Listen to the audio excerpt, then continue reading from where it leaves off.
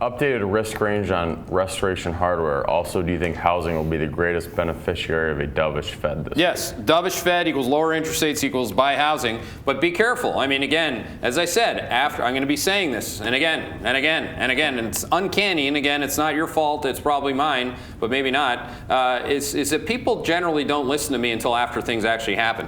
So the thing is, after something happens, it becomes more obvious. So what's going to happen is that after the Fed meeting, I'm going to start writing about the risks of May 8th being a better than expected jobs report. And if that happens, then the risks to interest rates are to the upside. That's why I'm interested on the bounce in selling housing-oriented names on the bounce, because again, they have a lot of downside associated with up moves and rates. So again, we like Restoration Hardware, we like housing, but again, there's going to be a new trade within the trade that I'm going to be talking about. And again, I could be fixating. I wrote this piece this morning called something about fixation, but again, are you fixated? Are you fixated on the right catalyst that the market is eventually going to come to you and say, hey, that's what it was? And again, we'll see if I'm right on that, but currently the risk range of Restoration Hardware, if you didn't buy it under 90, you missed the boat. I said under 90, I don't know how many times, but I've said it too many times, so I'll say it again. Now it's if it's at 92.73, it's not under 90. It's in the middle of the risk range currently, with the upside to like north of 94.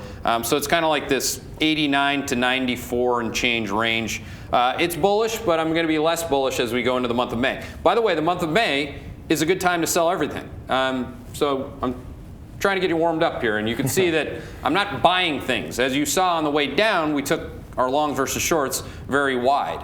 Now again, I'll make way more mistakes than you, I'm sure, but on these tilts, I'm not so bad. So again, if I pick the right stocks, that's one thing. If I pick the right ETFs, that's another thing. But on the general calls and how you should express these calls yourself, again, that's up to you. Be a big boy, be a big girl, find the things that you like, and try to take the macro strategist view and say, okay, look, if he's right on this and it's all priced in on the Fed, then I should sell some stuff because I've done pretty well. The stock market's at all-time highs. All-time high, last I checked, is not a bad place to book some gains.